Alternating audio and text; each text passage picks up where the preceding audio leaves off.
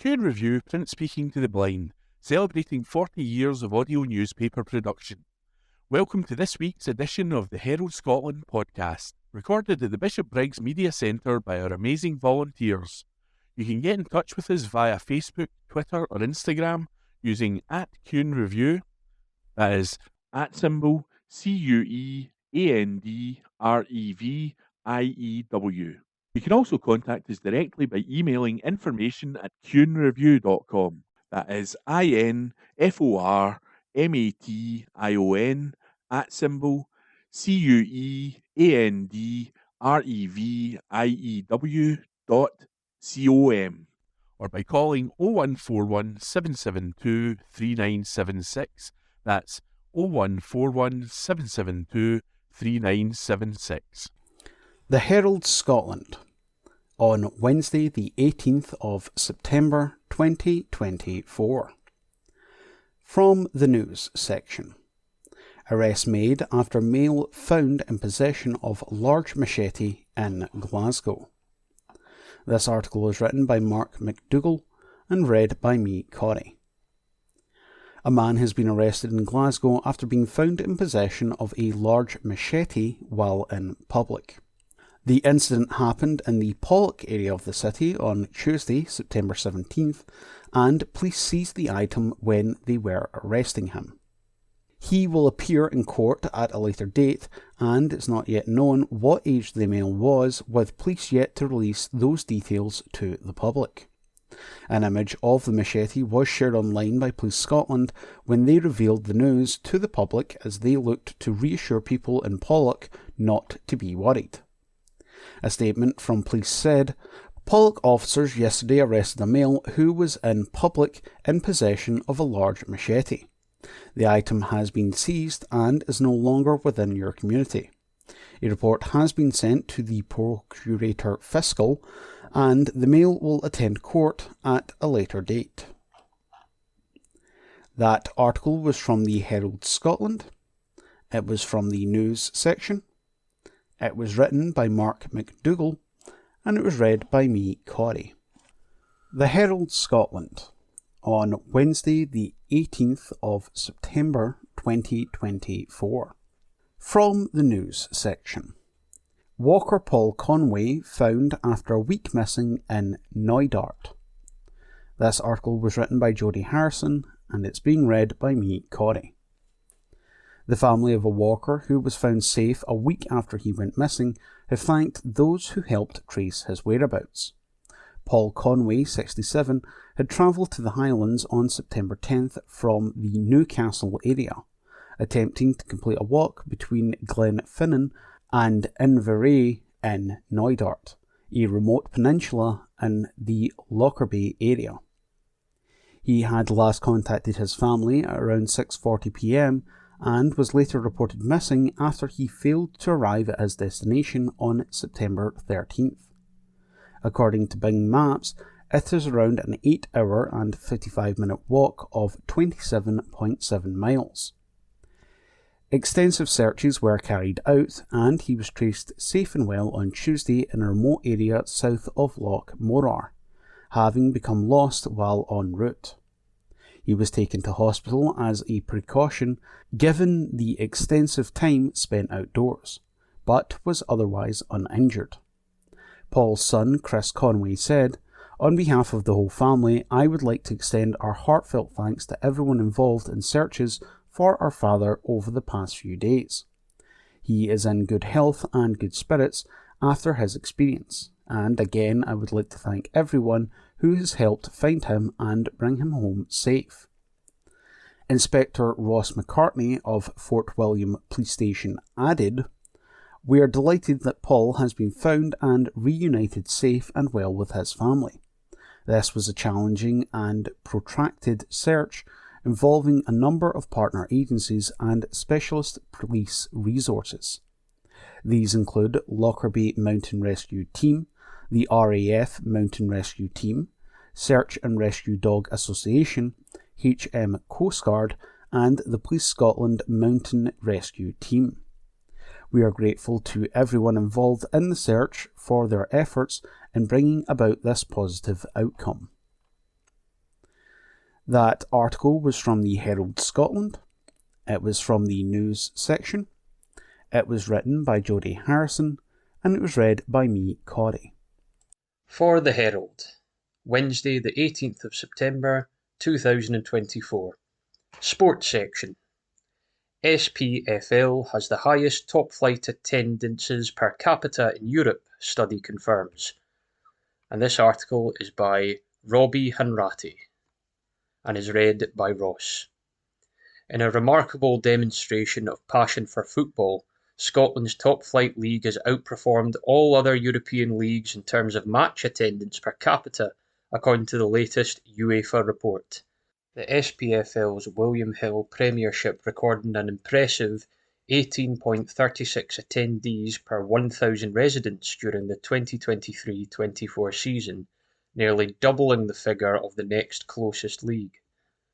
Portugal's Premier Liga secured second place, with 10.23 attendees per 1,000 people, while the Netherlands' Eredivisie and England's Premier League followed with 9.16 and 6.77 respectively. This staggering attendance underscores the fervent support for football in Scotland, particularly for its two giants, Rangers and Celtic. The report highlights that nearly 3.8 million fans attended matches in Scotland last season, ranking it as the 8th highest in Europe. With an average league attendance of 16,500, Scotland also placed 7th on the continent overall. Adding to the excitement, both Celtic and Rangers have joined an elite group of clubs including FC Barcelona, Real Madrid, Bayern Munich and Manchester City, by surpassing an aggregate attendance of over 1 million home supporters across all competitions this season. This achievement not only showcases the unwavering loyalty of their fan bases, but also solidifies their status as titans of Scottish football. So far this season, we have already seen supporters from the likes of Aberdeen, Heart of Midlothian, Hibernian, St Mirren and Kilmarnock travel to games in huge numbers too. Commenting on the positive news, SPFL Chief Executive Neil Doncaster said, "It's brilliant to see that Scotland's top flight has again, by some margin, the highest attendance per capita in Europe. It's a real tribute to the incredible passion of our supporters across the country, whom I'd like to thank on behalf of our member clubs for their continued strong support of our national game. Scottish attendances have, for many years now, outperformed leagues of a similar size. It's great to see that this has continued in this latest report." The positive news builds on 2 record years for attendances for the SPFL, and our clubs are looking to continue to grow these attendances across season 2024-25. And that article was by Robbie Hanratty. For the Herald, 18th of September 2024. Sports section. Starmer confident over football regulator plans despite UEFA warning. And this article is by Martin McMillan and read by Ross. Sir Keir Starmer has expressed confidence that plans for an independent football regulator do not breach rules on government interference, despite UEFA warning the move could see England banned from Euro 2028. The Prime Minister said he was sure ministers could find a way through in talks with the governing body after it voiced concerns that the proposals could threaten the autonomy of sport. It follows a warning from UEFA General Secretary Theodore Theodoridis that the plan set out in the Football Government's Bill could lead to England's exclusion from the Union. That severe sanction would mean teams would no longer be able to compete in the Champions League and other European competitions, including the Euro 2028 tournament England is set to co-host. Asked whether he would change government plans for a football regulator in response to UEFA's concerns, Starmer told reporters travelling with him to Rome, "I don't think there's any problem with the rules, because this is a truly independent regulator. But as you'd expect, we're talking to UEFA, and I'm sure we'll find a way through this, but I'm confident that our rules are perfectly consistent and that the regulator is truly independent.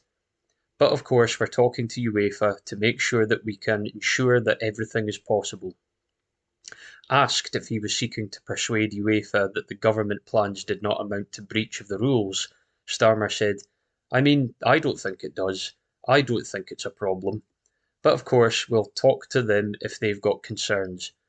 I think they're slightly reduced their concerns as time has gone on, but obviously I'll discuss their concerns." The Football Government's Bill was first introduced under the previous Tory administration and adopted by Labour after the election. It includes measures to establish an independent regulator to address the financial resilience of clubs and prevent breakaway leagues. Theodoridis has written to Culture Secretary Lisa Nandy in a letter reported by The Times saying there should be no government interference in the running of football and that an independent regulator could lead to England's exclusion from UEFA. It is understood the Department for Culture, Media and Sport will respond to the letter shortly, and that there have been no previous concerns raised by UEFA, which has been engaging alongside the Football Association with the new government over the development of the bill. UEFA sources have indicated that it is not opposed to a regulator per se, and the letter even referenced the collaborative dialogue with the DCMS. However, Theodoridis did express concerns about the risk of scope creep. Theodoridis said that regulators' remit should be strictly limited to the long-term financial sustainability of clubs. UEFA sought clarification around one clause in the Football Government's Bill as presented under the previous government, which obliged the regulator to consider the government's trade policy objectives when assessing the sustainability of an owner or potential buyer of a club. The letter also highlighted concerns around the plan to give the regulator backstop powers to impose a financial settlement between the Premier League and the EFL if they cannot agree one themselves. Former Manchester United defender Gary Neville, who is a high-profile supporter of independent regulation, described reporting around the letter as scaremongering. The Football Government's Bill was included in the King's Speech in July, making it part of the new Labour government's legislative agenda for the current parliamentary session. And that article was written by Martin Macmillan. This is from the Herald Scotland of Wednesday, the 18th of September 2024, from the Voices section.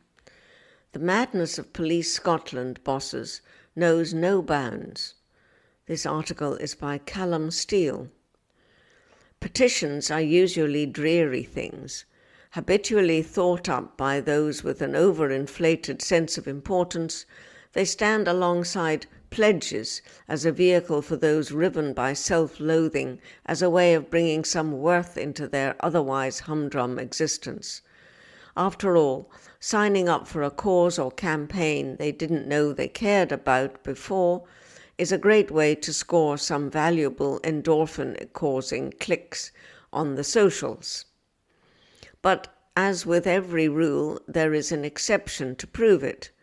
This one is no different, and step forward the fine trio behind Murray Blackburn Mackenzie, MBM, whose particular effort is to urge the Scottish Government to require Police Scotland, the Crown Office and the Scottish Court Service to record accurately the sex of people charged with or convicted of rape or attempted rape. Wait, what? Any sane person reading that has to ask why on earth a petition is needed to call for something so inherently sensible it must be happening already, only to then come to the painful realization that the institutions of the state have taken leave of their senses and that the asylum has been overrun. Such a head-scratcher has it proved that the Scottish Parliament Petitions Committee has had this particular gem on its books for the past 3 years without a conclusion seeming any closer than before. And it's not like anything controversial has happened, like, say, a shambolic attempt to bring self-ID to the statute book, or rapist Adam Graham, or the paedophile Borders butcher Andrew Miller coming before the courts that could possibly have caused these institutions to pause and ask if maybe this particular petition had a point and, crucially, should be addressed. Last week, as the Edinburgh Rape Crisis Centre was being eviscerated for its damning treatment of women, Police Scotland, in a courageous hold my beer moment, stepped up to remind us all that insanity was still an essential component in policy decisions at Tullyallen Castle. In an almost Stockholm Syndrome-esque desire for ridicule, it chose last week, of all weeks, to remind the world it had taken leave of its senses and recorded the gender of sex offenders, paedophiles and rapists based on self-identification. But that wasn't enough. This particular cake had room for not one cherry, but two. The service announced that doing so was consistent with the values of the organization, and its pièce de résistance was that this practice promoted a strong sense of belonging. Well, isn't that just tickety-boo? The sad thing is, I can visualize the meeting where these lines were dusted down and sent out. There is no question simple enough asked of the polis that doesn't generate a word salad of a response. Squeeze in some corporate guff about values and the job, as they say, is a good 'un. The smugness and delight at batting away the pesky press last Thursday was, however, completely undone by Friday's headlines, and internal crisis meetings followed. If only that could have been foreseen. But here's the thing. This petition has been rumbling on forever. Not once have the police been interrogated over the lunacy of its policy. Not by Parliament, and not, as far as can be seen, by its own oversight body, the Scottish Police Authority, the SPA, either. What is arguably the most contested and controversial area of current political and societal debate has not seen a second of scrutiny applied to it by anyone. That, dear reader, is an absolute disgrace. Now, it's no secret I'm no fan of the Quango model of oversight for the police. There is no denying the SPA has brought some great people aboard, and that in many areas its professionalism is head and shoulders above what went before.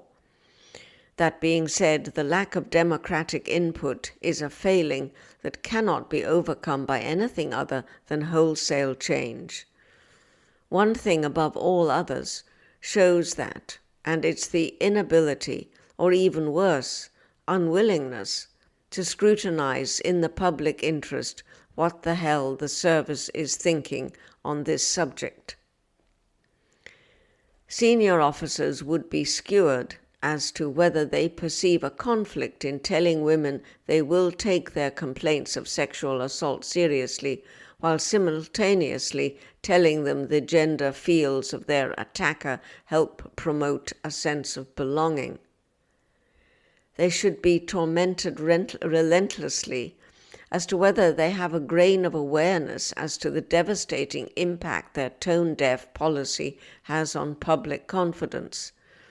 They should explain why they think it's okay to put upon a female officer who is probably too afraid for her future career to say no, why she should help gratify a sex offender's penchant for exerting power over women by having her undertake the indignity of running her hands over his crotch during a search.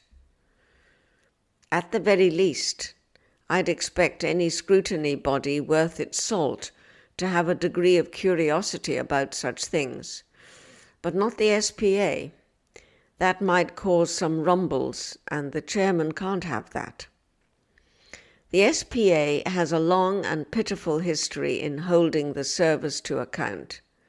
It completely failed on stop and search, was forced to have its meeting in public after deciding the public gaze was a distraction, and it dithered and delayed over a misconduct investigation into former Chief Phil Gormley.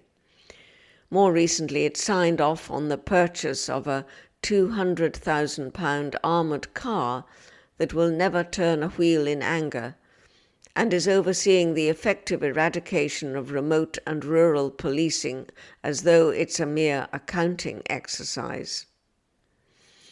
I'm sure Martin Evans, the SPA's chairman, is rather smugly thinking he's managed to steer clear of the controversies that had dogged all of his predecessors. But this long-running passive ambivalence to the most controversial issue in policing today is a stain on the reputation of the board which surpasses all that has gone before. I'd start a petition to get him to do his job if I thought it would change anything. That article was by Callum Steele. From the Herald Scotland, Sunday the 22nd of September, from the business section. Scottish whisky giant to expand distillery as profits double, by business correspondent Brian Donnelly. A major whisky maker has unveiled plans to expand its historic Scottish distillery. The company said the move would deliver a step change in capacity after it recorded a significant hike in profits. Loch Lomond Distillers revealed its plans to expand its Glen Scotia distillery in Campbelltown as the company posted positive results. The continued success of the Glen Scotia brand means that, having continually increased production since acquiring the distillery in 2014, we are now exploring opportunities to invest further in the site and develop a step-changing capacity and capability in the near term, the firm said. The proposals include 150 homes for rent and a park with meadows, orchards and seating. Plans for a £95 million multi-use residential development in Colton in Glasgow, with a 2.5 acre park at a contemporary art centre, have been submitted. The plans are by Glasgow Enlightenment, and they are a joint venture between Dawn Developments Limited, who designed the original Collegelands master plan, and have delivered the previous phases, and Drum Property Group. The new neighbourhood will be built on the last gap site of the former College Ends development, which was launched more than 20 years ago to help regenerate the Colton area. Impact of Scottish Government income tax decisions on businesses. More than half of Scottish businesses have experienced little to no impact from the Scottish Government's income tax policy, a key survey has revealed, although a few say they are considering moving operations or investments south of the border. The second quarter Scottish Business Monitor from the University of Strathclyde's highly regarded Fraser of Allen Institute, published this week, shows that 28% of firms reported no impact from the policy, while 29% felt only a little effect. Meanwhile, 17% of respondents experienced a fair amount of impact, with another 17% stating that the policy had a significant effect on their operations. The Scottish Government has used its devolved tax powers in a way that means there is a greater tax burden for higher earners north of the border relative to those in the rest of the UK. End of the Earth, Scottish Golf Resorts and £1 million expansion. The owner of a remote resort in Argyll has revealed that the expansion plans to bring more golfers to the end of the earth will cost upwards of £100 million over the course of the project. Tommy Southworth, who took over his family's golf development company 5 years ago from his father, said the addition of a second links course, plus expanded accommodation and training facilities, will turn Machrihanish Dunes into a destination akin to Bandon Dundee's in the US state of Oregon, the rather unlikely home of some of the world's best golf courses. Boston-based Southworth announced last week that it had been granted planning permission for the expansion, with work on the new course expected to begin next year. The company is currently in discussions with potential partners to provide capital and hospitality expertise, and hopes to make an announcement on this by March. And that business summary was written by Brian Donnelly and read by me, Ian McKenna. From the Herald Scotland, Sunday the 22nd of September. From the politics section, can Scottish Labour navigate past Starmer's difficult choices? As written by Andrew Learmonth, political editor. When Labour gather in Liverpool today for the start of their conference, their first as a government in 14 years, they will hope they can put the last week behind them. Sir Keir Starmer and his top team have been bruised by the Frockgate row and questions over freebies from donors. Over the last Parliament, he accepted more than £100,000 of gifts. Most damaging of all has been the revelation that the Prime Minister, his wife and senior members of his cabinet have taken thousands of pounds from long-term Labour supporter Lord Ali to spend on clothes. Cabinet ministers doing media rounds insisted it was important that the Prime Minister looked his best when working for the British people. Nevertheless, on Friday, he was forced into a U-turn after coming under pressure from colleagues and confirmed he would stop taking free clothes, though there are still questions over other gifts. And then there's the infighting in an increasingly dysfunctional Number 10, with his warring aides constantly briefing the press against each other. It came to a head last week with the revelation by the BBC that Chief of Staff Sue Gray was on a salary of £170,000, more than Sir Keir. In a round of interviews on Thursday, the PM insisted he was completely in control. And then there's a growing industrial crisis, with thousands of workers at Grangemouth, Port Talbot, Harland and Wolff set to lose their job.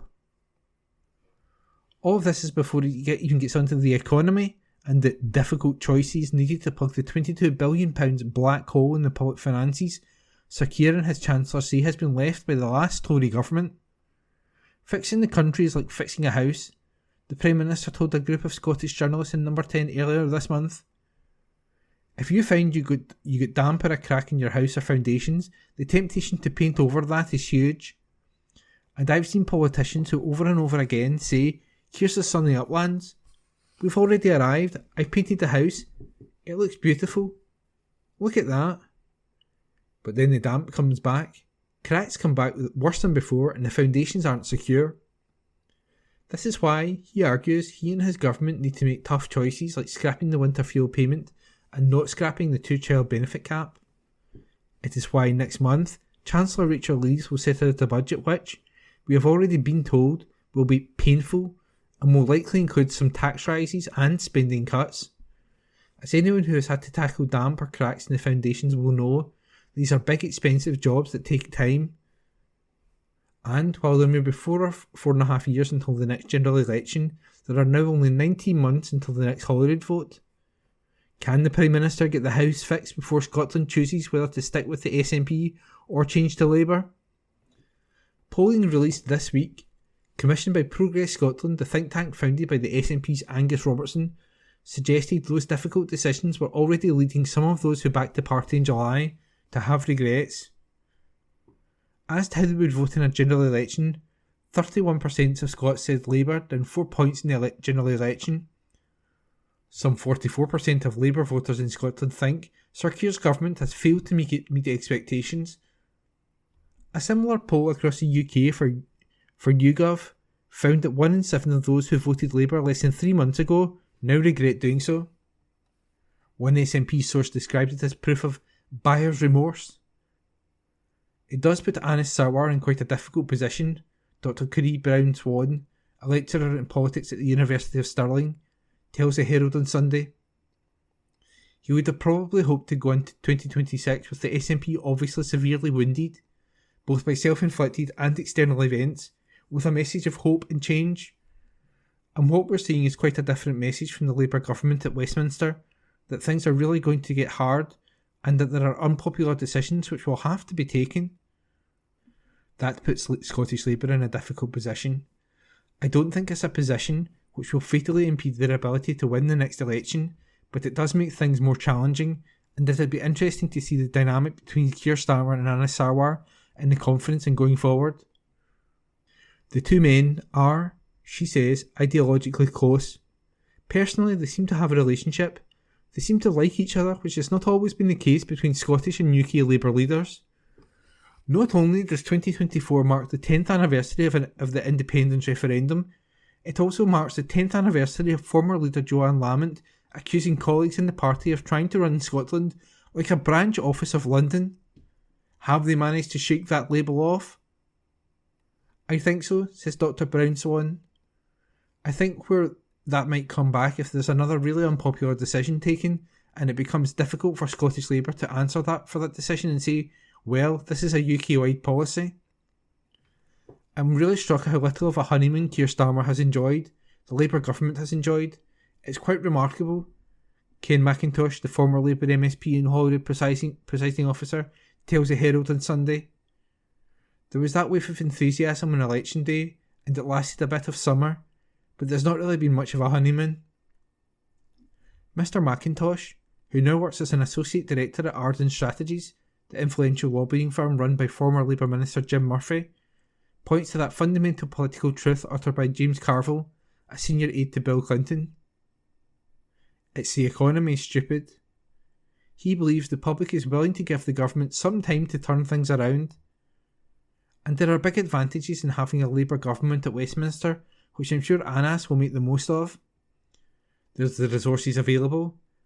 I mean, simply having so many Labour MPs again makes a huge difference in getting your message out, making sure you are heard. That thing about being in permanent campaign mode, it's a big advantage having all these MPs around. Alan Roden, a former communications director for Scottish Labour, says the party has to get better at explaining some of the tough decisions. The winter fuel payments policy has been uncomfortable for the party, and there's a feeling that the argument about why some rich pensioners perhaps don't need this money when public finances are in crisis hasn't really been made, he says. He argues that between now and 7th of May 2026 there will be wins, thanks to policies like GB Energy and the National Wealth Fund, for Mr. Sarwar and his colleagues to highlight. There will be enough examples of change for Labour to point to it in 2026, even though the SNP will run a campaign claiming the exact opposite. Ultimately, Scottish Labour's greatest strength going into the election will be Anas Sarwar's energy and enthusiasm, rather than anything the UK party does or doesn't do, while the SNP's greatest challenge will be the performance of devolved public services. Douglas Beattie, author of How Labour Wins and Why It Loses, says Sir Keir and Mr. Sarwar will need to be cautious. Clearly the road to victory in 2024 for Labour ran through Scotland, and the party again has enough MPs to fill a carriage on the Caledonian sleeper. However, Labour must take care not to burn up political goodwill north of the border. Any perceived notion of incoming austerity framed around tough choices and fiscal rules is likely to play badly with Scottish voters at large, many of whom voted Labour as a result of Tory and SNP unpopularity. Winning in Holyrood is crucial to Sir Keir and Anas Sarwar because it will help point the way to what they will hope is a second term with brighter political and economic horizons. The thing about damp, particularly for those who live in a flat or semi-detached house, is that you often need to work with your neighbours. It will be much easier for the Prime Minister if the government next door is led by Anas Sarwar, but how long can he ask voters in Scotland to be patient? And that article was written by political editor Andrew Learmonth. From the Herald Scotland, Sunday the 22nd of September, from the news section. Manhunt after 14-year-old girl sexually assaulted in Coatbridge. Report by Jodie Harrison. Police are hunting a man after a 14-year-old girl was sexually assaulted in Coatbridge. Detectives say extensive inquiries are being carried out to trace the man, who was not known to the teenager. The incident took place in a wooded area behind the town's Miller Street around 8 p.m. on Friday 20 September 2024. The man is described as approximately 6 foot tall and was wearing red Adidas Gazelles trainers. Detective Sergeant Alan Gardner said, "This was an extremely traumatic ordeal for the victim, and it is vital that we identify and trace the man responsible. This happened close to a relatively busy area, and we are asking anyone who saw a man matching this above description, or anything at all suspicious, to please get in touch. Anyone with information is asked to contact Police Scotland on 101, quoting incident number 4299 of Friday, 20th of September 2024. As written by Jodie Harrison. From the Herald Scotland, Sunday the 22nd of September. From the politics section, Labour conference. Rayner promised nothing in return to wealthy donor. Article written by Andrew Learmonth, political editor. Angela Rayner has insisted she promised nothing and gave nothing in return to the wealthy Labour donor who paid for her 5-day stay in a Manhattan apartment and handed her thousands of pounds of free clothing. Speaking to the BBC on the first day of Labour conference, the Deputy Prime Minister said all parties had accepted gifts for years and that all MPs do it. But the SNP accused the party of living a life of luxury while robbing pensioners of their winter fuel payment. In her interview, Ms Rayner said she understood why people were frustrated and angry about senior figures in the party taking thousands of pounds in gifts. The row over freebies, including tickets for football matches and pop concerts, threatens to overshadow the gathering of the party faithful in Liverpool. Many of the gifts come from media mogul Lord Wahid Ali. He has handed free clothing to 7 sitting cabinet ministers, including Ms Rayner and Sir Keir Starmer. The Prime Minister initially failed to properly declare the clothing, worth £16,200 to him and £5,000 to his wife. In an attempt to draw a line under the row, the party promised on Friday that Sir Keir, Ms Rayner and Chancellor Rachel Reeves would no longer accept any free clothes. The Sunday Times reported that Ms Rayner registered a 5-day stay with Lord Ali's apartment in New York for the new year, but did not include the fact that her friend Sam Tarry stayed with her. Asked why she stayed in the flat for free, she told the BBC, "As friends do, a friend allowed me to stay. People do stay at other people's apartments." Ms Rayner said, "MPs have been accepting donations for years, but it is important to be transparent about it. I get that people are frustrated, in particular the circumstances that we are in, but donations for gifts and hospitality and monetary donations have been a feature of our politics for a very long time. People can look it up and see what people have had donations for, and the transparency is really important." She then went on to add, "We have a system at the moment that says if you get donations that have to be declared, then the rules apply to everybody." Meanwhile, Education Secretary Bridget Phillipson defended using money from Lord Ali to fund a reception to mark her 40th birthday. She said it was working in a work context, with guests including journalists and trade unionists and education people. SNP MP Kirsty Blackman said, "People are understandably angry that Sir Keir Starmer and Labour Party ministers have been throwing birthday parties and lining their pockets with around £800,000 of luxury freebies and donations, while ordinary families are facing the pain of damaging Labour government austerity cuts. While the Labour Party robs pensioners of their winter fuel payments and pushes thousands of Scottish children into poverty with their 2-child benefit cap and bedroom tax, Sir Keir and his cabinet ministers are living a life of luxury, kitted out in free designer clothes, enjoying high-end holidays, Taylor Swift gigs and thousands of pounds of hospitality. It makes him look completely out of touch and shows it's one rule for them and another for the rest of us. Austerity for thee but not for me." Tory frontbencher Paul Holmes said, "As Labour's party conference begins after fewer than 12 weeks in power, Keir Starmer's government has been engulfed in scandal and infighting, showing the only change they offer is a change of clothes." In her speech, Ms Rayner told delegates the UK government's Employment Rights Bill will be introduced to Parliament next month. She described it as historic legislation that will make work more secure and ensure rights are enforced and trade unions strengthened. And that article was written by Andrew Learmonth and read by me, Ian McKenna. From the Herald Scotland, Sunday the 22nd of September, from the news section. Scotland's Gaelic debate bears resemblance to rows in Montenegro. As written by David Leask. International linguists sure know how to mind their language. Experts from the Council of Europe chose their words very carefully when they described how speakers of Scots and Gaelic are treated. In the diplomatic terms typical of a supranational body, they warned that the attitude to Scotland's two minority languages were highly politicised. The specialists did not point fingers. They did not need to. Scots speakers, they said in an official report published last week, raised concerns that there are many instances of intolerance, threats and hate speech linked to the use of Scots in public life. They added, such instances have happened mostly online, and women appear to be a particular target. This was a far from insignificant moment in 21st century Scottish history, even if it made little by way of headlines. The country's preeminent guardian of human rights was flagging discrimination against this country's two main linguistic minorities.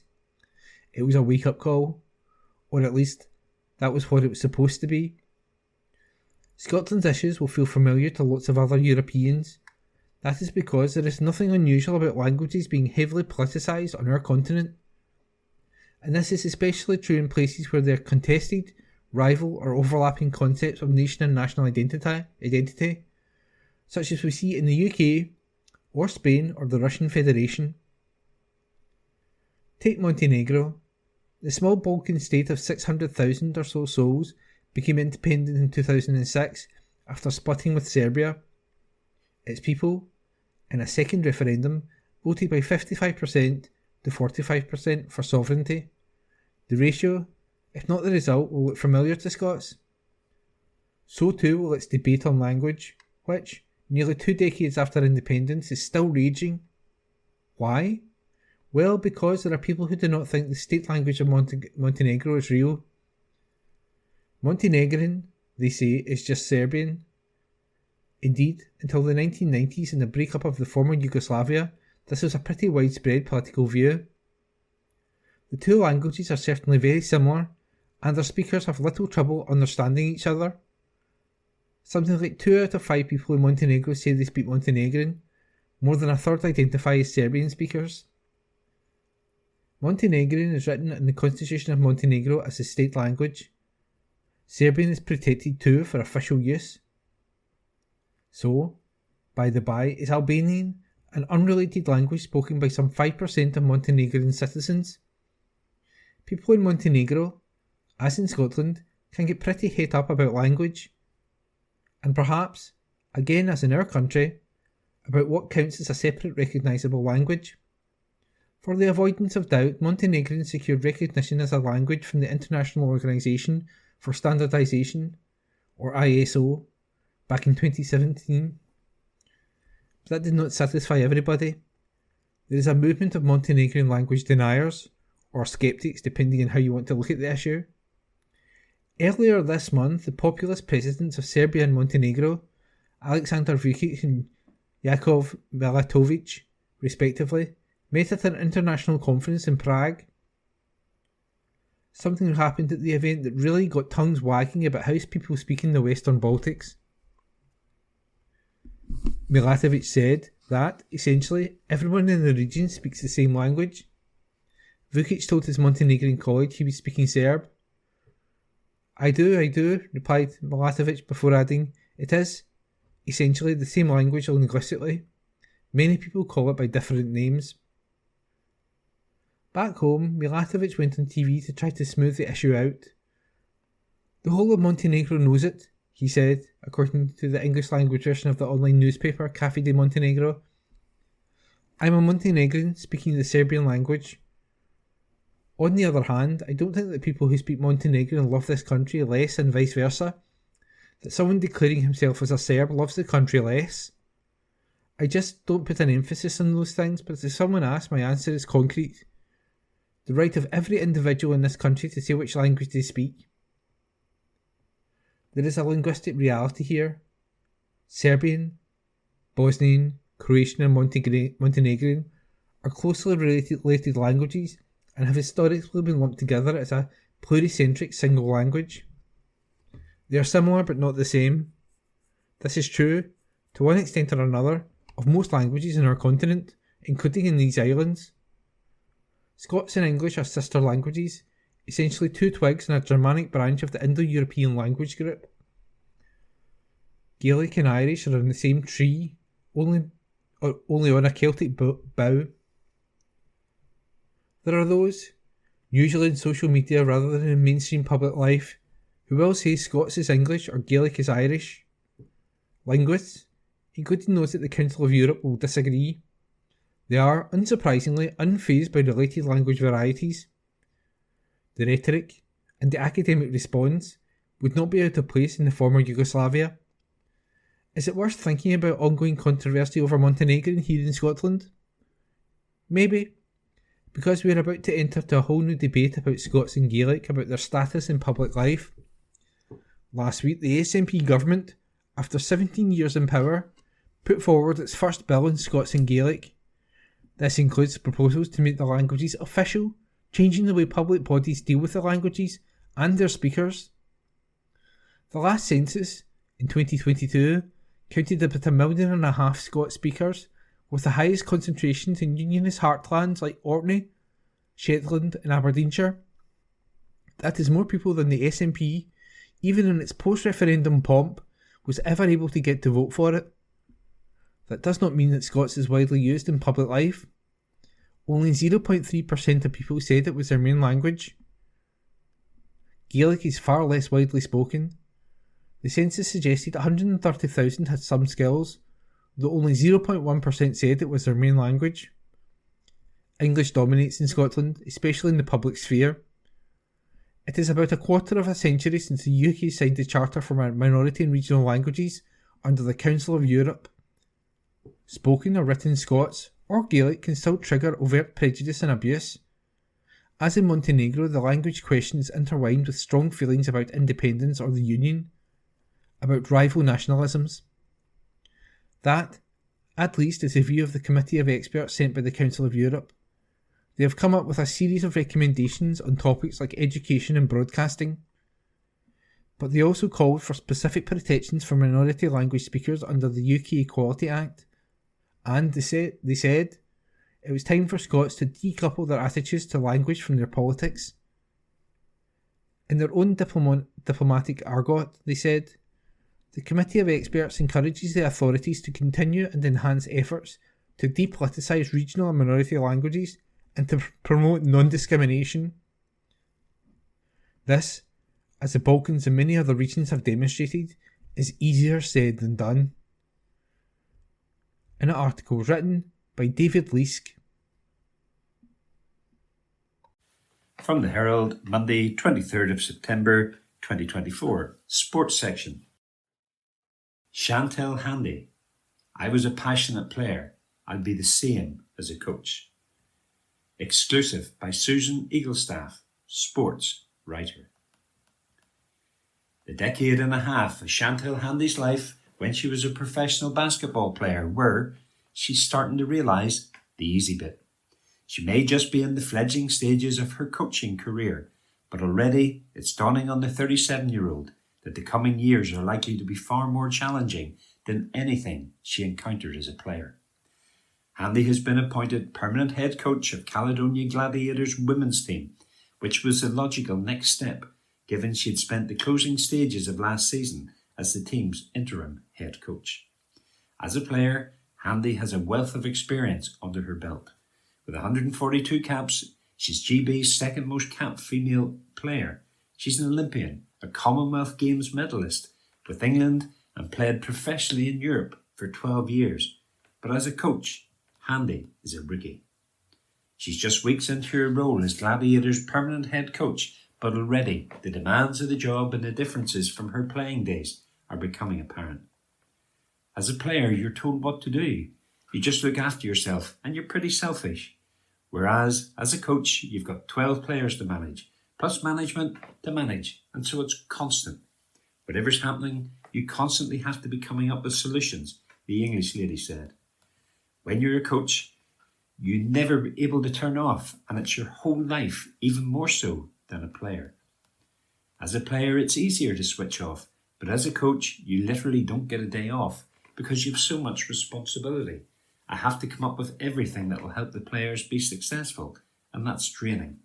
But it's worth it. when you see your team perform well. Handy has been thrown in at the deep end in terms of expectations for the coming season. For the past 2 seasons, Gladiators' women's side has finished second in the WBBL, and with the domestic league having been renamed Super League Basketball, Handy has aspirations to go one better sooner rather than later, with a strong showing in Europe also a target. Given the investment by some of the Gladiators' rival clubs in recent seasons, however, and the strength of defending champions London Lions, Handy is under no illusion as to how challenging it will be for her to guide her side to a first domestic league title. Having finished second in the league in the past 2 seasons, our goal now is obviously to get a championship at some point, she says. We understand that's not going to be easy because the league will be a lot more competitive this year, because a lot of teams have invested a lot of money. So our goal is to get a championship, but whether that will be this year, next year, or further in the future, we don't know, but that's absolutely the target. Gladiators have already strengthened their squad ahead of their league opener against Newcastle Eagles on the 29th of September, most notably with the signing of Essex Rebel guard Catherine Tudor, who was in the WBBL Team of the Year, and re-signing former club star Tia Adams from Valur Reykjavik in Iceland. And with this being Handy's first chance to put her stamp on the team, she's clear about how she wants her side to play over the coming weeks and months. For us, it's about trying to do everything for 40 minutes. That's a huge ask, but we need to be consistent as possible, she says. We're a very aggressive defensive team. We pick up full court and we don't make anything easy for the other team. It's about having players buy into the mindset of the club. Players want to get up the court and score, but when you're playing at a very high level, you just can't play on one end of the floor. We need to be able to play a style of defence that will allow us to be successful in Europe as well as at home. As a player, Handy was renowned for her passion in the court, and she's clear that as head coach, there's little chance she'll eliminate that personality trait. And if both she and her players can find the right balance of passion and control over the coming months, she's justifiably optimistic as to the results that could come Gladiators' way. The one word I want to be able to describe our season as is success. By that I don't mean winning every single game, but success to me would mean we've kept our culture, we've kept our style of play, and have advanced from the year before. We all want to win, but for me the priority is to keep developing, she says. As a player, I was very passionate, and that comes through when I'm coaching too. In games there'll be situations where the players are going to be yelled at, but sometimes you have to do that as a coach. Ultimately, I want my players to be happy and trust me, and I want them to know I trust them. And if we can get that right, the sky is the limit. That article was by Susan Eaglestaff. From the Herald, Sunday, 22nd of September, 2024. Sports section. Premier Sports Cup draw in full as semi-final ties revealed. By Ewan Payton. The semi-final draw for the Premier Sports Cup has been made. Celtic will face Aberdeen and Rangers will take on Motherwell in the last 4 of the competition. The games will be played at Hampden Park in Glasgow. They are scheduled for the first weekend of November over Saturday the 2nd and 3rd. Exact dates over kick-off times will be released in due course. Motherwell were the first time to secure their place in the hat as a late Lennon Miller penalty saw off the challenge of Dundee United on Friday evening. They were joined on Saturday night by both Aberdeen and Rangers respectively. They defeated the Spartans and Dundee with ease. Celtic had a far tougher test in the shape of Championship Falkirk than they did on Wednesday night against Slovan Bratislava in the Champions League. The Burns give a great account of themselves, taking the lead in Glasgow's East End twice before half-time. However, Brendan Rodgers made multiple changes to his starting 11 as he brought on big hitters including Greg Taylor and Nicholas Kuhn to support the hoop spot in the last 4. Former Livingston and Hibernian player Martin Bartley conducted the draw. That article was by Ewan Payton. From the Herald. Monday, 23rd of September 2024, Sports section. What Went So Badly Wrong for Stephen Naismith at Hearts by Craig Fowler, columnist. Hearts' sacking of manager Stephen Naismith is just the latest reminder of how quickly everything can change in football. The former Scottish international looked like a rising star in the coaching game last season as he got over initial fan pressure to lead the club to their best campaign in years. 68 points was the final points tally, the most they've enjoyed in a single season since the much vaunted 2005-2006 team, which totalled 74. They reached the semi-final of both cup competitions, defeated champions Celtic home and away, and knocked Rosenborg out of Europe. There wasn't even a big exodus of players in the summer, often an inevitable downside for Scottish clubs outside of Celtic and Rangers when they've enjoyed a successful campaign. Alex Cochrane was the only first-team player to go who the club would have preferred to keep, as Birmingham City took advantage of his expiring contract to snap him up for a fee of just over £1 million. So how did Naismith go from leading a team that had stormed the third place to one which at the time of his departure sits bottom of the Scottish Premiership, with 1 point from 6 games, having missed a glorious chance to reach the Europa League with home and away losses to an average-looking Victoria Peasant side, and out of the League Cup to second-tier Falkirk? Firstly, there's Lawrence Shanklin. Last season, he was a goal-scoring machine, racking up 24 league goals for the campaign and 31 in total. This campaign, he's been a shadow of his former self. A regression of sorts was expected. Shanklin has long been a deadly finisher, but some of his efforts, such as in wins over Aberdeen, St Mirren and Hibs, were special, even by his standards. But nobody could have foresaw his form dropping to this extent. He not only hasn't scored now 8 games in all competitions, he scarcely looked like doing so. As he approached the final 6 months of his contract, it now must be Hearts who are delighted the player chose not to sign a bumper contract midway through last term. Naismith really needed to either sign or develop a player into becoming a reliable number 2 to Shanklin's attacking general, much in the way Joyce Ganelli emerged in the latter half of the 2022-23 season. Alan Forrest had a good run, as did George Grant later in the year, while Kenneth Vargas showed promise at various junctures throughout the campaign. But none of them were able to do so consistently, and banking on those sorts of players to pick up the slack has been a costly error in judgment. Other options were signed in the summer. Jan Dande arrived after playing a significant role in Ross County avoiding relegation. Blair Spittle joined following a campaign in which he reached double figures for both goals and assists at Motherwell, while Moussa Dramé arrived from Sevilla's reserve team. Then there's Utara Oda, Barry Mackay and Liam Boyce. But while there's now depth to an almost ridiculous extent, it hasn't actually made the starting 11 any better. Neither Dande nor Spittle look like significant upgrades, if at all, on Grant. Forrest and Vargas have taken a step backward. Drummer has barely been seen. It was obvious Boyce was wearing out his usefulness last term, and both Mackay and Oda have themselves out of their manager's trust. Naismith didn't know what to do with all these options as things started going wrong. The head coach was known for rotating last season, but this term he took on the look of a man scrambling around trying to find the right combination to fix the ailing form and struggling to do so. While the decision not to sign a proven striker to back up Shanklin bordered on lunacy. Naismith often spoke a good game before and after matches, identifying the correct problems with the team and the manner in which they played. But then the next game would come around and those problems wouldn't be fixed.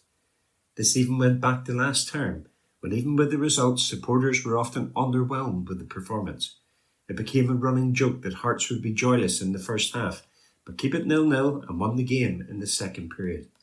It was successful at the time, but remained at odds with the aggressive attacking football which Naismith preached upon his harem.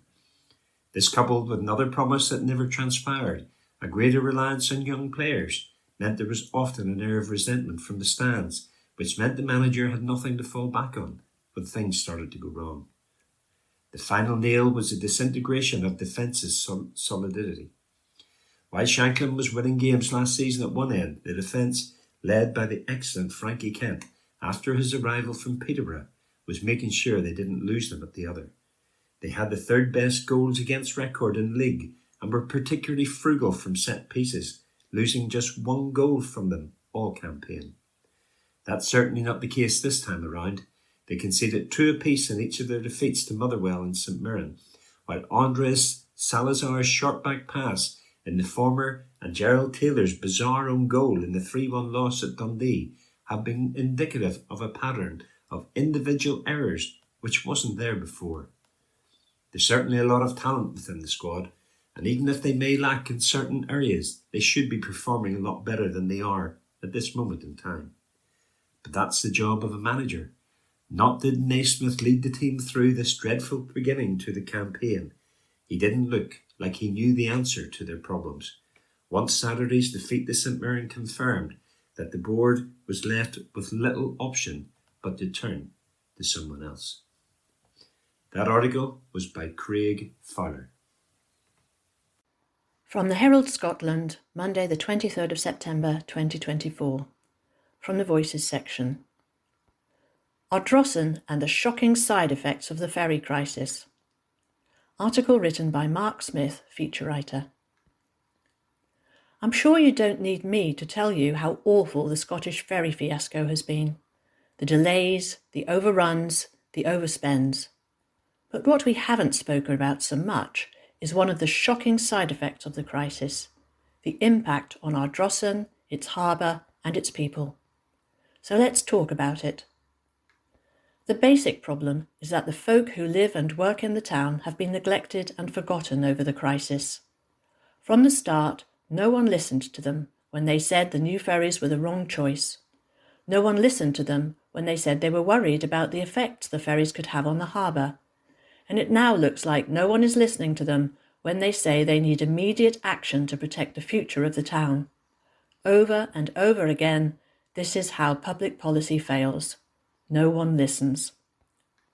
The problems for Ardrossan actually go way back to the start of the debacle, when decisions were being made about what kind of ferries were needed. What local people said, in Ardrossan and on Arran, is that they needed 2 smaller vessels or catamarans to run back-to-back with each other. Not only would that mean there'd always be a spare, should one break down, smaller ferries are also more resilient to bad weather.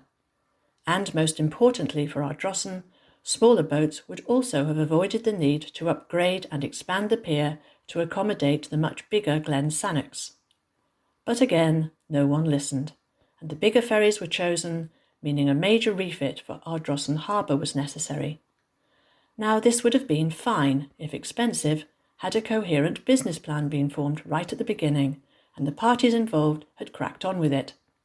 Instead, prepare to be unshocked, the plans have been subject to delay, confusion, and a lack of clarity. And even now, we still do not know what's supposed to be happening and when.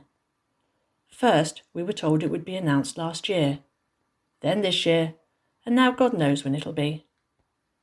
Part of the problem is that there's been argy-bargy between the 3 partners who are funding the upgrade of the harbour: Transport Scotland, Peel Ports, and North Ayrshire Council. As you'll know from the ferry crisis, Transport Scotland is the government transport agency, and Peel Ports is the company that acquired the harbour when it was privatised in the 90s. We are told all 3 of the partners are still in talks to try and sort the whole thing out, but to date, nothing. Now I imagine some of you will have seen the word privatised and thought, yes, another thing we can blame the Tories for. And it's certainly true Peel Ports have been accused of underinvesting in the harbour. CalMac's Arran services have been badly affected this year after safety inspections shut down Ardrossan's Irish berth, and CalMac was pretty clear in blaming underinvestment from Peel Ports, saying it had left the harbour in a substandard condition. However, I also imagine some of you saw the words Transport Scotland and thought, yes, another major transport project the Scottish Government has messed up, and it's certainly who most of the islanders I speak to would blame. It was Transport Scotland who was responsible for ordering ferries that were too big for the harbour, and having done that, it's Transport Scotland that should have had a plan to expand the harbour and then got it done. It means that for many locals, the crisis with the harbour is basically down to bad management and leadership from the government. There are some who say the answer to all this is to nationalise the harbour, which is a bit like saying the solution to the problem of Transport Scotland is more Transport Scotland. One local I spoke to was very doubtful. Having seen what they've done with the ferries, the last thing I want is them designing a harbour, he said. Interestingly, he also told me about some of the positive signs of regeneration there's been in Ardrossan over the last few years. The new vegan cafe, the new bistro, and the other businesses that are taking over empty units. It's what people used to call the green shoots of recovery, but they need nurturing. Sadly, people in the town now fear that exactly the opposite is in danger of happening, and that the ongoing delays to the work at the harbour will seriously damage the local economy. They're also worried that there's a possibility Ardrossan may end up losing the Arran route altogether, and it will be permanently redirected to Troon. What adds to this worry is that the 2 new ferries will have to use Troon until the work at Ardrossan is finished, and as it is, even if it was announced that the work could start tomorrow, the harbour will still be shut for 2 years, with all ferries sailing from Troon. And that's the best case scenario, and we are a very long way away from the best case scenario. So worried are local people by all of this that some of them have set up a campaign group, Save Ardrossan Harbour, and they'll be holding their first public meeting early next month. They're also very clear about how vital the harbour is to their community. Local businesses are deeply connected to the sailings, they say, and every cancelled or delayed crossing has a ripple effect on local jobs, services and livelihoods. As far as they're concerned, Ardrossan Harbour is the heartbeat of everyday life, which is why they are so angry about the continuing uncertainty over its future. Francis Gilmore of Save Ardrossan Harbour puts it this way: "The harbour has been the lifeblood of our town for centuries, and we cannot allow it to fade into irrelevance." She's also angry about the lack of clarity and communication from the government. "Respect for our community starts with communication," she says. "We understand challenges exist, but hiding behind closed doors and delays only creates confusion and distrust. Our town deserves better." It certainly does. The upgrade of the harbour to accommodate the new ferries was promised in 2018 by Humza Yousaf when he was Transport Minister.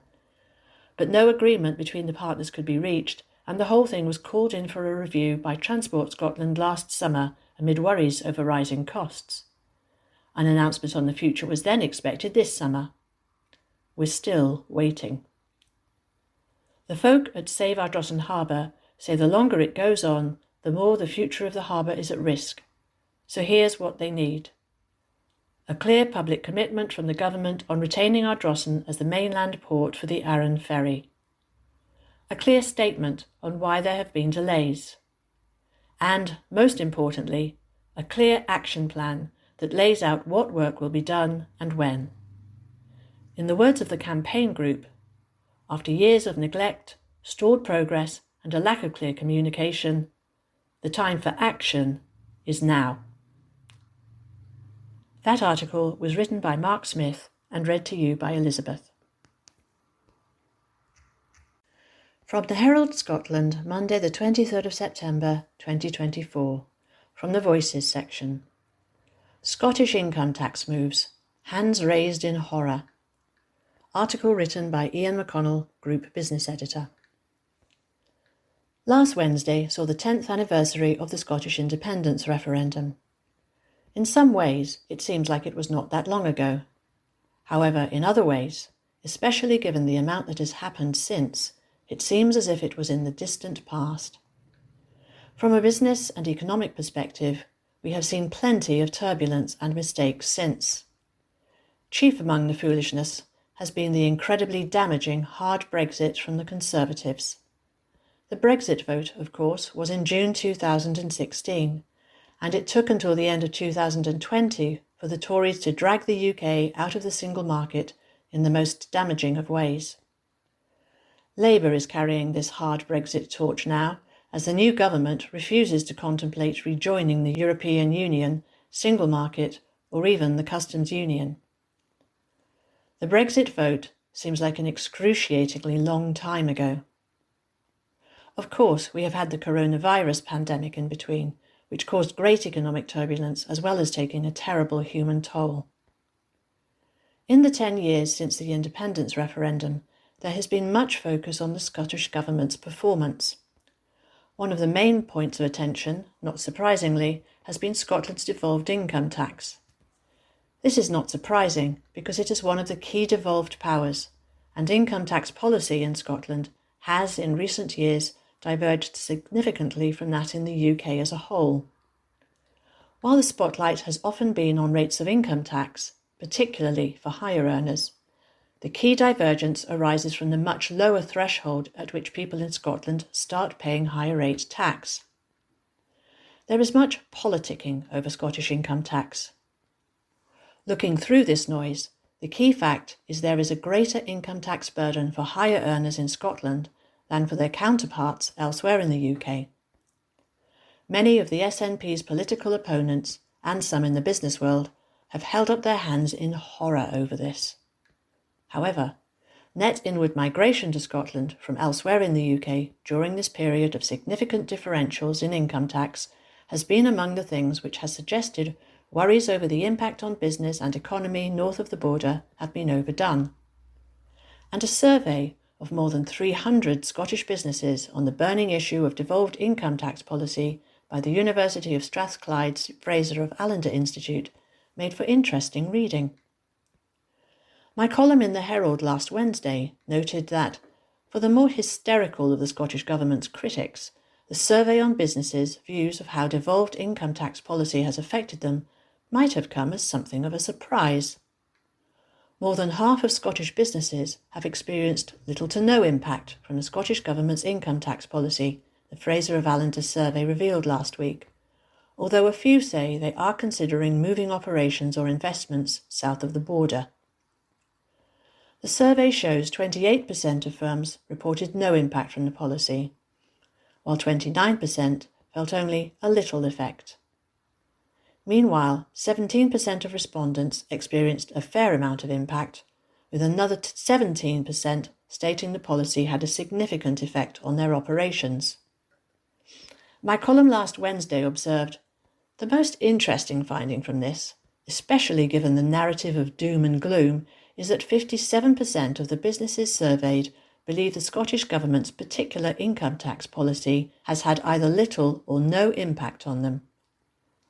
This is not really a great surprise, given the economic data and business survey evidence for Scotland has compared favourably enough with that for many other parts of the UK. However, the more hysterical critics of the Scottish Government are a noisy bunch, so the findings of the survey might come as a shock to many who have been taken in by this hullabaloo. The column emphasised that is not to say that differences in income tax policy between Scotland and the rest of the UK and the effects of these, such as they are, should not be kept under careful consideration, observing that a minority of businesses said that the Scottish Government's income tax policy was having either a fair amount of impact or a significant effect on operations. However, it added, there is no sign yet that growth is being dampened by devolved income tax policy. The decade since the independence referendum was in focus last week in a survey of the commercial property sector by consultancy Knight Frank. This showed overseas investors replaced UK institutions as the dominant force in Scotland's commercial property market in the decade following the 2014 independence referendum. In the decade leading up to the 2014 referendum, UK institutional investors accounted for the largest share of investment in Scottish commercial property, at 36% on average. However, during the decade since the vote, international investors averaged nearly half of investment volumes at 48%, rising from 31% between 2004 and 2013. This is well ahead of the UK institution's annual average of 26% in the 10 years since the referendum.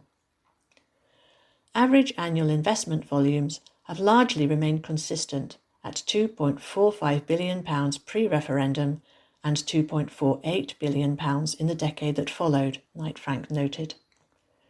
Much has changed in the decade since the referendum, and it has been a turbulent period with lots of policy mistakes at UK government level. However, one thing that has remained the same has been the UK's protracted economic malaise. As my column in the Herald on Friday observed, policies from Labour to boost UK growth remain conspicuous by their absence. That article was written by Ian McConnell and read to you by Elizabeth. From Herald Scotland, Monday 23rd of September 2024. From the STEM section of the business section. Glasgow welcomes largest smart things hub in Europe. Article by Scott Wright. What has been billed as the largest smart things hub in Europe has been launched at Sky Park in Glasgow. The Smart Things Accelerator Centre, which was established to nurture new technology firms in Scotland, declared it will step up to the next level with the opening of the Beyond campus at the Finnieston Business Park. Spanning 22,000 square feet, the hub includes electronics and fabrication labs, a research and development makerspace, and a 250-desk co-working space. It also comes with a media lab and hot desking areas. The Beyond was delivered through STAC's partnership with the UK Government and Glasgow City Council, supported by investment from private and public sectors. The funding includes £2.5 million from Federated Hermes, the global investment firm which owns Sky Park. The partnership aims to establish Glasgow as a global hub for smart things and IoT, Internet of Things, innovation. Paul Wilson, Chief Executive and founder of the STAC, said, "The launch of the Beyond takes Stack to the next level as we continue on our mission to build world-class startups who can compete on a global level. We support our companies through mentorship, access to talent, funding and networks, and it is a model which is unique on the Scottish tech scene. We now have a comprehensive environment to accelerate the entire product development process, providing inventors and developers with the tools and resources needed to bring their ideas to life, from concept to prototype." Mr. Wilson describes the Beyond as Stack's fourth pillar alongside Stack Scale, an industry-led 18-month mentorship programme that has supported 4 cohorts totalling over 50 companies to date, talent platform Stack Jobs and Stack Invest. The latter, which is set to launch over the next few weeks, will connect investors to IoT and smart things startups that are set to scale. Stack is supported by a range of UK and international corporates, including Pelion, Plexus and Keysight Technologies. It announced its latest industry partnership in June, with an agreement to provide an innovation pipeline for Swedish car maker Volvo Cars, a pioneer in the electric vehicle market. Mr. Wilson added, "Our mission is to transform Scotland's rich research and innovation into entrepreneurial ventures that can go on to compete at a global level, and the partnership with Volvo opens up immediate opportunities for collaboration at scale for Stack's portfolio of startups." And that article was written by Scott Wright. From Herald Scotland, Monday 23rd of September 2024. From the STEM section of the business section. Tesco Club Card Scheme is like inviting Jason Leach to do your shopping. Article by Alan Simpson. Imagine, if you will, being forced to do your weekly supermarket shop accompanied by Jason Leach and other Scottish Government health officials. It would almost certainly be a dispiriting experience, with every stray packet of biscuits or full-fat yoghurt being placed in the trolley being met with resounding disapproval. And that's before you even find the alcohol aisle, which will be met with total apoplexy from the accompanying horde of health police. But that very scenario could soon be feature of everyone's shop after Tesco announced it could use shoppers' club card data to warn them when their baskets are becoming unhealthy. The grocer's chief executive, Ken Murphy, said artificial intelligence, AI, could be used to monitor how customers were shopping to help nudge them into healthier choices. He said, "I can see it nudging you over time," saying, "I've noticed over time in your shopping basket that your sodium salt content is 250% of your daily recommended allowance. I would recommend you substitute this, this and this." Mr. Murphy said the aim was for customers to feel that Clubcard is literally doing their job for them and making their lives easier. Tesco is Britain's largest supermarket, and more than 22 million households are currently signed up to its Clubcard scheme, which launched in 1995 and gives customers access to lower prices. So this scheme will cover an awful lot of people, not all of them in need of healthy advice. It also begs the question how it will all work. Will an alarm go off and all doors locked if someone puts 2 bottles of wine or half a dozen cream cakes in their trolley? While there is obvious merit in getting people to eat more healthily, this scheme is unlikely to work. People will not suddenly switch to eating fruit and veg as opposed to frozen pizzas and chips just because their club card tells them to do it. They will simply shop elsewhere in a supermarket which does not feel the need to be intrusive into people's choices. The UK's obesity epidemic is one that must be tackled as a degree of urgency.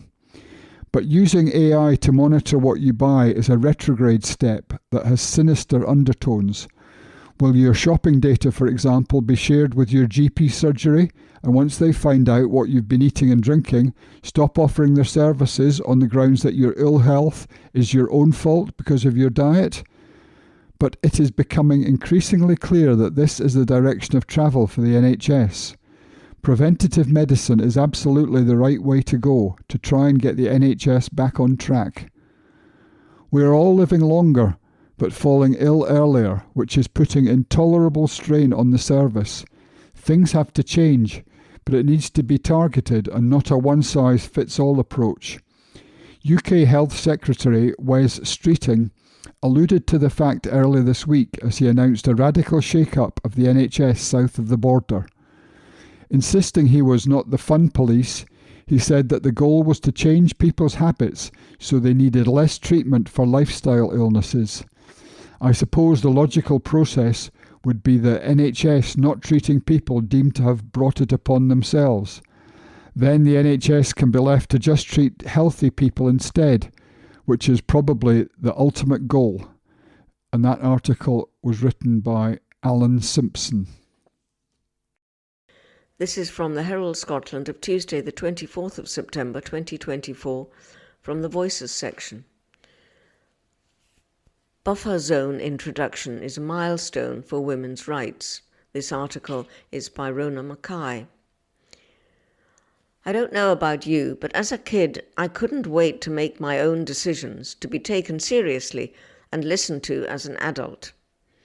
The older I got, the more I wanted to make my own choices, from what clothes I wore to where I went to university. The right to choose is incredibly important. At its most basic level, it allows us to feel empowered in a world that is so often afflicted by things beyond control, no matter how hard we try. That autonomy, which is a fundamental human right, is something that many people take for granted, while others have for decades had their rights curtailed. This is particularly true for women. In the last year alone, we have seen so-called advanced democracies retreat to a time when women's healthcare decisions were made not by her, but by someone else. That someone is often motivated by reasons that have little to do with the woman in question, and everything to do with how society sees women's healthcare and women's rights. This debate has raged on for years, dominated by politics or personal belief, with women rarely at the centre of it.